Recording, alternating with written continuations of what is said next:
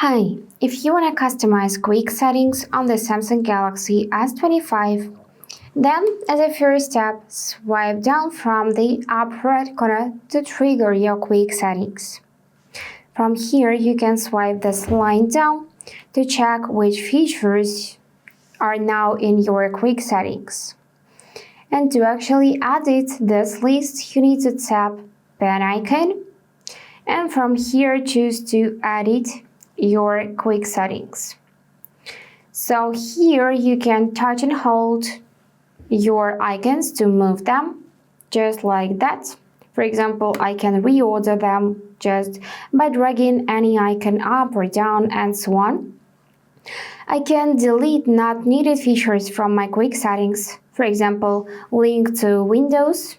For that, I need to tap this minus and it would be gone.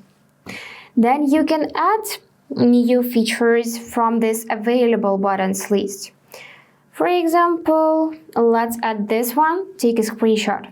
For that, I'm gonna just tap it and it would immediately appear in my quick settings list.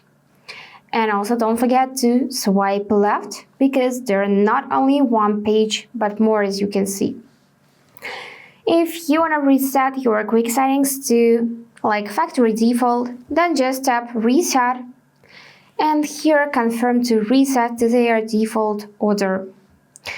And if you're done changing this tab, then simply tap done button, and also you can swipe down to check this list of features. Additionally, you can customize this whole quick settings. For example, you can reorder those tabs. For example, we can move it up or down like that. And the same goes for each of the tabs from this list. Also, we can find here Wi-Fi and Bluetooth. We can move it down as well. And we can tap on panel settings and choose separate or together. So, also you can move quick panel to the left side. And when you are done changing it, just tap done and changes will be saved immediately. So that's it for today. If you found this video helpful, please subscribe, like and comment. And I wish you all the best. Bye bye.